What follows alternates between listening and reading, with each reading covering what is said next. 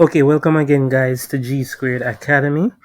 And as you can see there on the screen, what we're looking at today is balancing equations, right?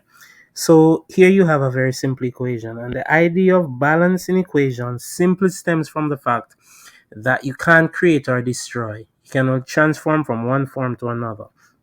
In this case, matter has to be preserved. The mass has to be preserved. So if you have 5 atoms on the right, you must have 5 on the left, or you have to show where the species go.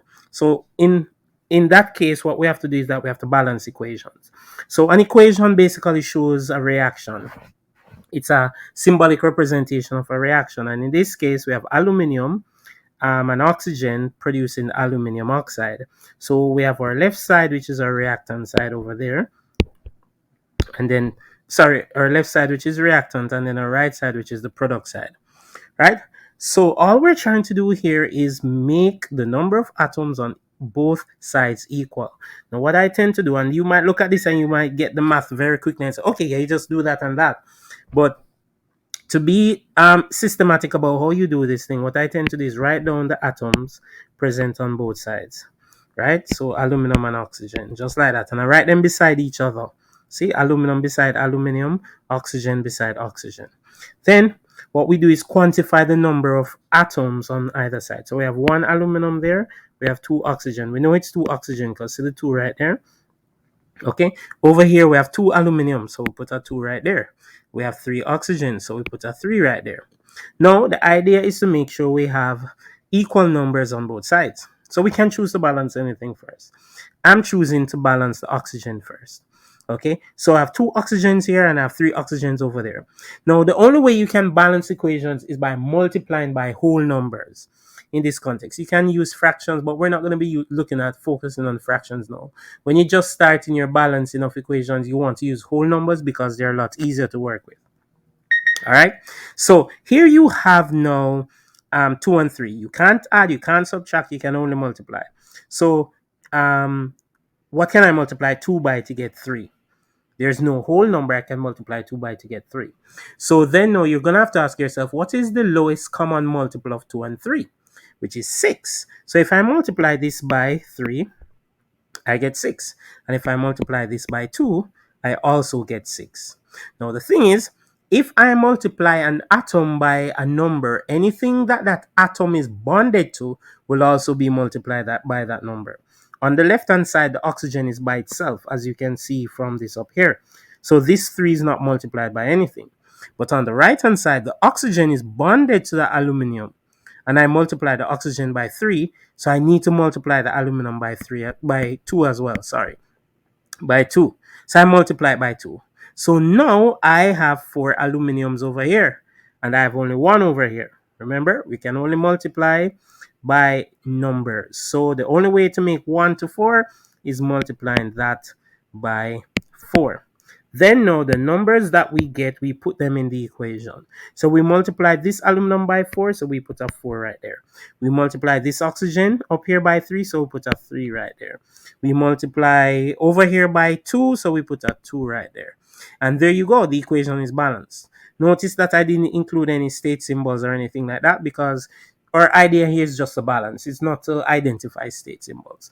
And so here's a simple and easy way to balance equations. All right, hopefully you find it helpful, and I'll see you guys next time.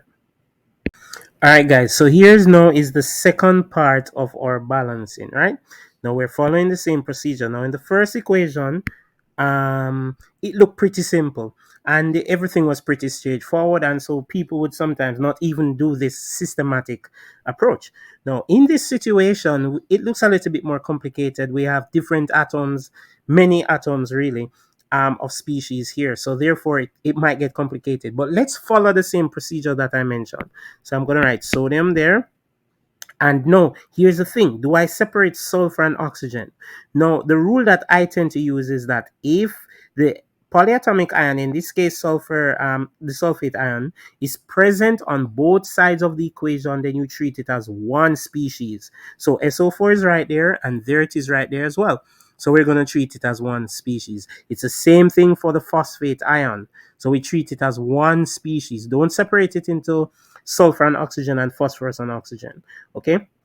So we have our sulfate there, right? And then we have calcium, and then we have the phosphate. Okay? So now we write the same thing over there: sodium, sulfate, calcium, and phosphate. All right? Now, we now need to quantify the number of atoms present. So we have two sodiums there, so we put a 2 right there. We have one sulfate, so we put 1 right there. We have 3 calciums, so we put a 3 right there. We have 2 phosphates, so we put a 2 right there. Over here, we have 3 sodiums. We have 1 phosphate, so we put a 1 there. We have 1 calcium, and we have 1 sulfate. So just looking at this now, we realize that the sodium is not balanced, the sulfate is balanced, the calcium is not balanced, and the phosphate is not balanced. Arbitrarily, there are many ways to skin a cat. You can use a number of ways or approach it from different ways. I am going to start trying to balance this equation from calcium. In this example. So let's go now. So what we're going to do, if you remember what we do when we're balancing the equation, what we do is that we multiply by whole numbers. Just remember that. So this is 3 calcium. I'm going to multiply this by 3. Then I ask myself the question, is this calcium bonded to anything? Yes, it's bonded to something. It's bonded to the sulfate. So I need to multiply the sulfate by 3 as well. Now I balance the calcium, but in trying to balance the calcium, I cause the imbalance of the sulfate. So I need to balance the sulfate now. So I'm going to multiply this sulfate by 3. Good. Now I've balanced the sulfate. Is there anything bonded to the sulfate? Yes, the sodium. So I multiply the sodium by 3. In trying to balance the sulfate, I cause the imbalance of the sodium. So now I have 6 sodiums over here. So I need 6 over here. So I'm going to multiply this by 2 to make it to 6. But no, is the sodium bonded to something over here? Yes, it's bonded to the phosphate. So I need to multiply the phosphate by 2 as well. So now is the phosphate balanced? Yes, it is balanced. So let's just double check to make sure that everything is balanced, right?